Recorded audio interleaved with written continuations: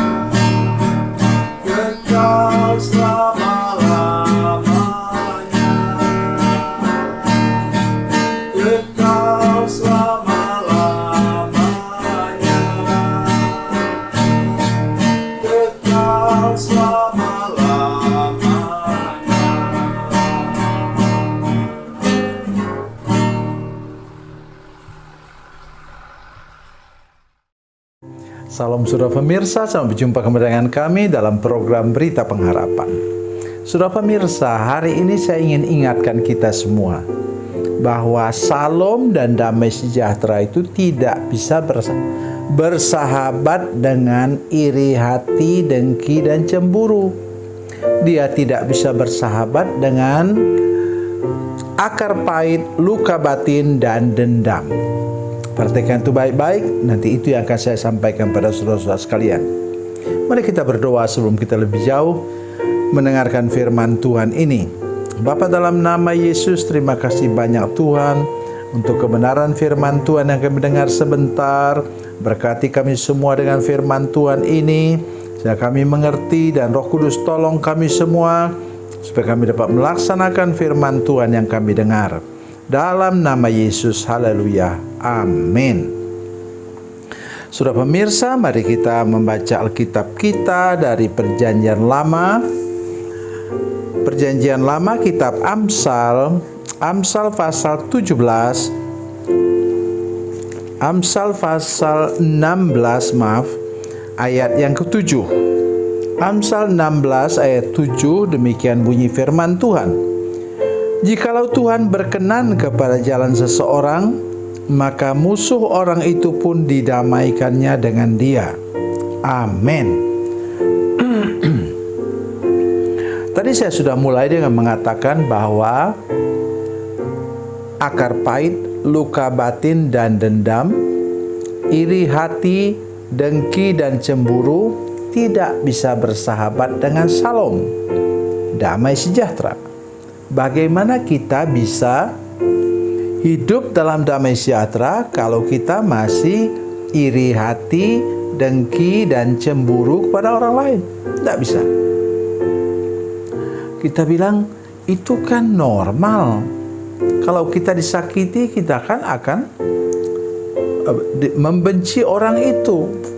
Atau kalau kita lihat orang itu berhasil tapi tidak jelas dari mana uangnya, pantas dong kita untuk iri hati dan dengki.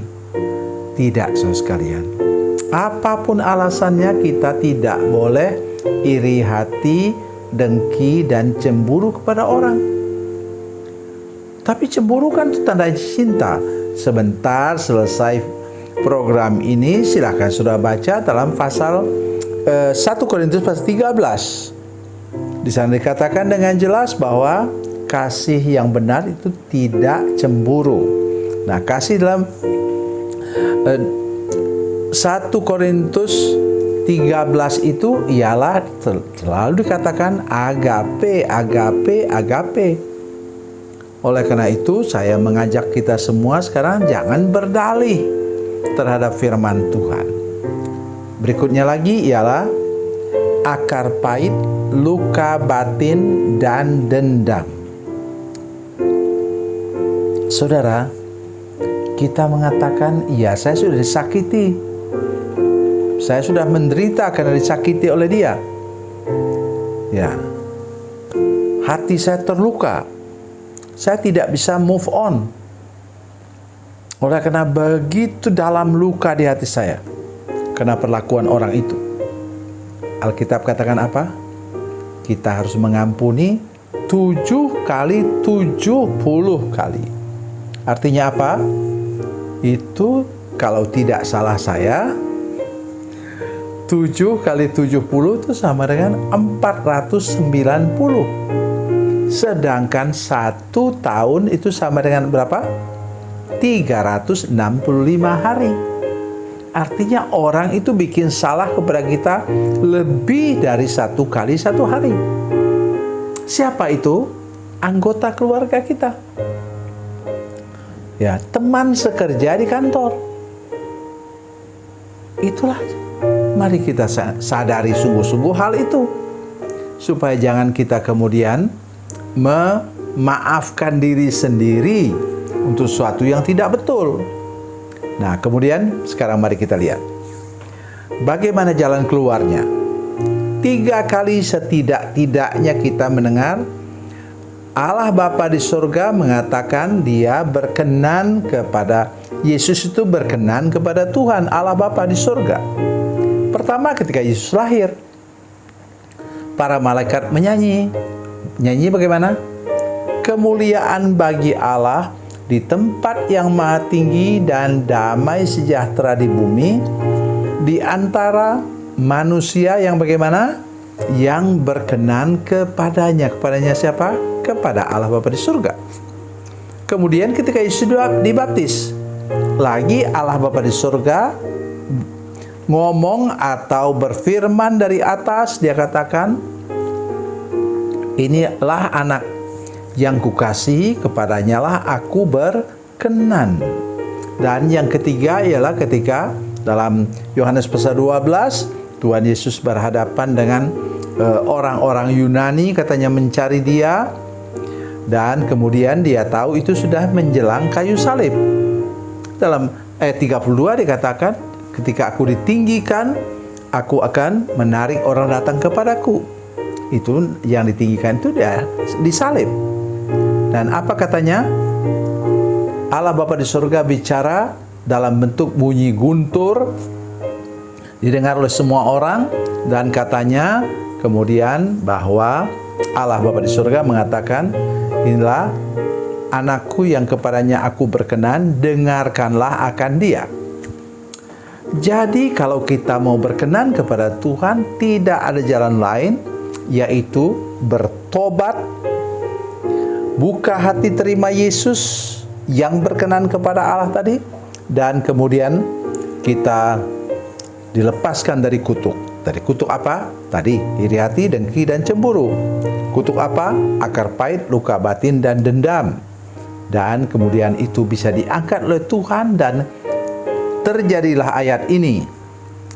Jikalau Tuhan berkenan kepada jalan seseorang, kita sudah punya Yesus yang berkenan kepada Allah di hati kita, maka musuh orang itu pun didamaikan dengan dia. Kita bisa hidup dalam shalom, damai sejahtera dengan semua orang yang bersama dengan kita, yang bertemu dengan kita. Tuhan Yesus memberkati, Tuhan Yesus baik. Mari kita berdoa. Bapa, dalam nama Yesus, terima kasih banyak untuk firman Tuhan yang baru kami dengar. Kami percaya bahwa Tuhan menolong kami sehingga kami hidup berkenan kepada Tuhan, dijauhkan dari iri hati, dengki dan cemburu, dijauhkan dari akar pahit, luka batin dan dendam. Kami dipenuhi oleh Shalom dari Allah untuk menjalani hidup bersama-sama dengan Tuhan sampai akhir hidup kami. Terima kasih Tuhan, dalam nama Yesus, haleluya, amin.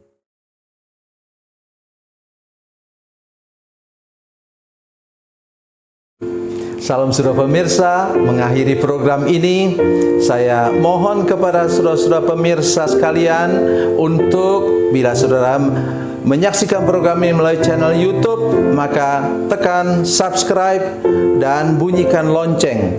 Dan bila saudara menyaksikan program ini melalui channel Facebook, maka tolong saudara-saudara sekalian tekan like dan juga komen. Dan demikian pula bila sudah menyaksikan program Makanan Bergizi hari ini yang tertulis, maka tekan yang sama juga, tekan like dan tekan komen. Dan tolong saudara-saudara sekalian untuk membagikan program ini, share program ini di channel saudara-saudara sekalian supaya lebih banyak lagi orang diberkati melalui program ini. Tuhan Yesus memberkati, Tuhan Yesus baik.